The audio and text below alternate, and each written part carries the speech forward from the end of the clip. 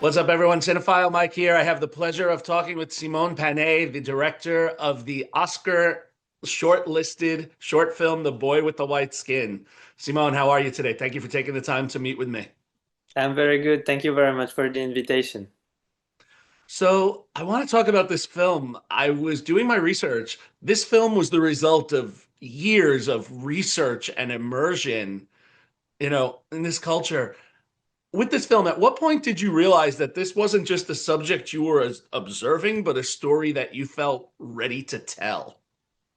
Well, it's been now 11 years that I do films only on the subject of artisanal gold mines in West Africa, and I started in 2014 in North Benin in a clandestine gold mine, doing a documentary called Nobody Dies Here. And then I spent 5 years making a feature documentary in a gold mine in Burkina Faso, and I filmed there like every day for 2 years.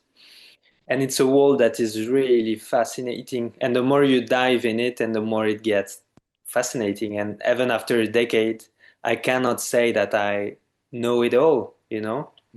It's a world that has its own mythology, legends, beliefs, its own rules and laws, you know? And yeah, it's very fascinating. And while I was filming If You Are a Man, my feature documentary, I witnessed uh, what will then become The Boy with White Skin, meaning the fact that they use albino children and they bring them down in underground galleries, sometimes 200 meters underground, and ask them to think. Because one, they believe that the gold is a beast, it's alive, it's an animal that you need to hunt before to claim it and to kill it. And this animal is wild and can make the galleries collapse on the man. And you know, it's a deadly fight. But to catch and attract the gold, you need a bait. And they use albino children because they believe that their song have some magical power that will attract the gold, and the gold will be close enough so they can kill it. And I witnessed it, and I was not allowed to film it while making this documentary, not because it would have meant disrespect for the believer, but mostly because gold diggers are superstitious and they were paying for that, you know, and they were afraid that maybe if I would be there or the camera, maybe the gold would not show up because of that. So they would not risk or take the risk.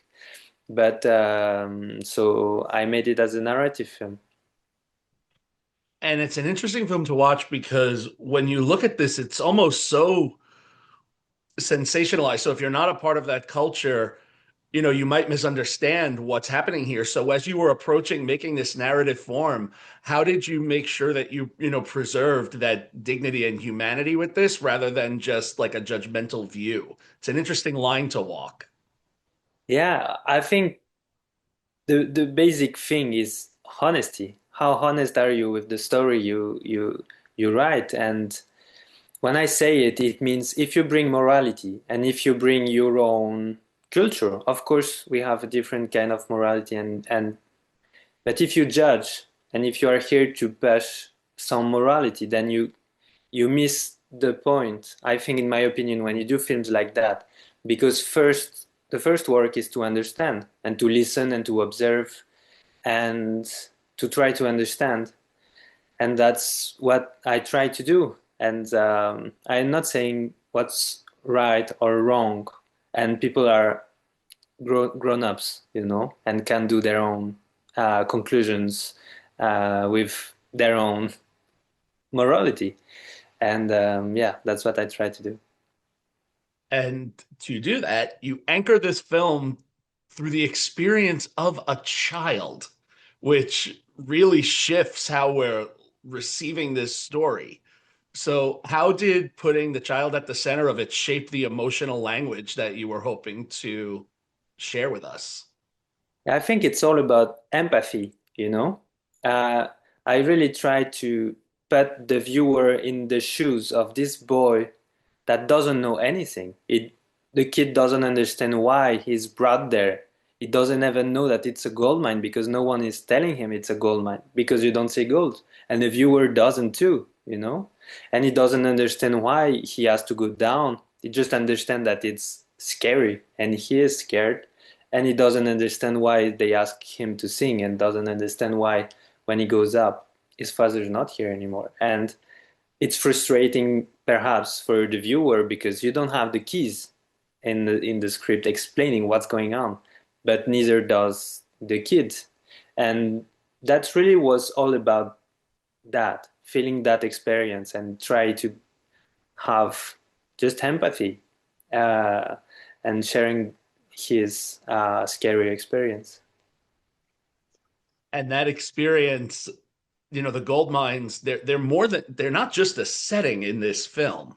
They almost feel like oppressive and yet mythic because of this routine. So can you talk a little bit about, because lighting was so critical, the shots were so critical. Can you talk a little bit about the conversations you had with your cinematographer to balance how this was all going to work? Because that could not have been simple.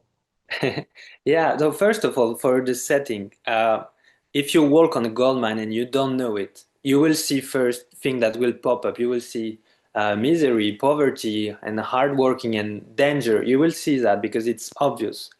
But if you dig way deeper in that world, you will realize that those are places of mythology. And the mythology and the legends are part of this reality so strongly that it's totally intertwined and it's fascinating. And I really wanted this mythology to exist in the film. The living beast of gold, I really wanted by the language of cinema to exist, by the sound and by the way I filmed the caves and the underground galleries. And about photography, I work with a young DOP that is brilliant named Simon Gouffo.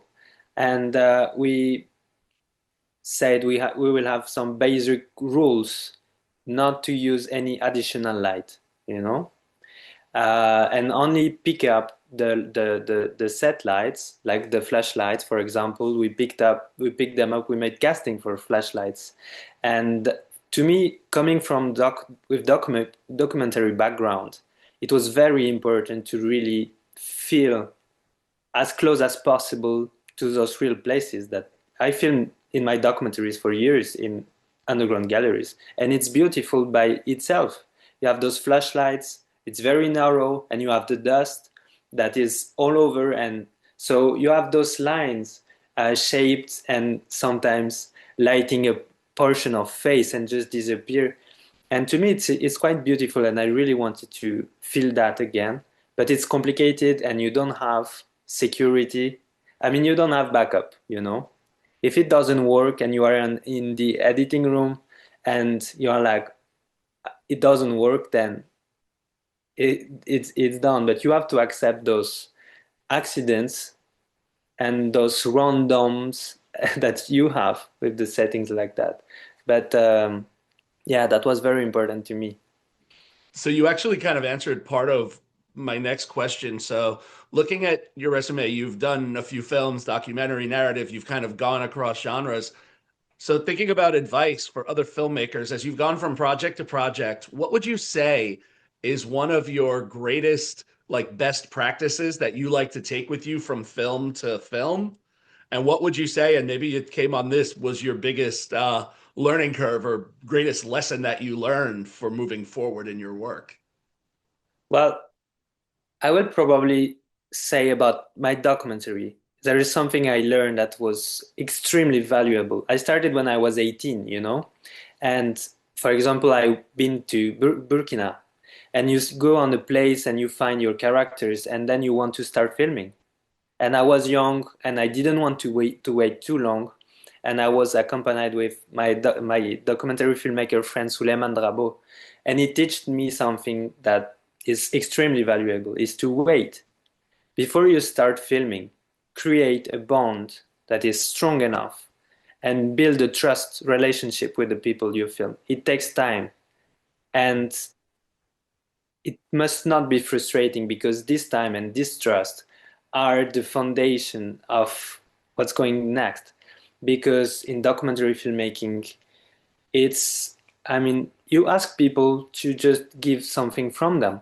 Mhm. can be for interview, or can be just filming them in their daily basis. But if they don't trust you, and if they don't trust what you're gonna do with the what you will film, then it won't work. It won't work on a deeper level. You will have superficial things. And I think it applies also to fiction. It might seem a bit weird because you work with professionals, professional actors, and or not, but the it's still, you ask something deep from people, actors, and even if they are trained for that, Mhm. this time to really try to understand each other, who you are, who am I, and to, yeah, to build something real and trust. That's a valuable lesson I learned, and yeah. That's beautiful. And before I let you go, one other question I want to ask. After people have spent time in your world and watched The Boy with the White Skin, what are you hoping they take away or what conversations it starts afterwards?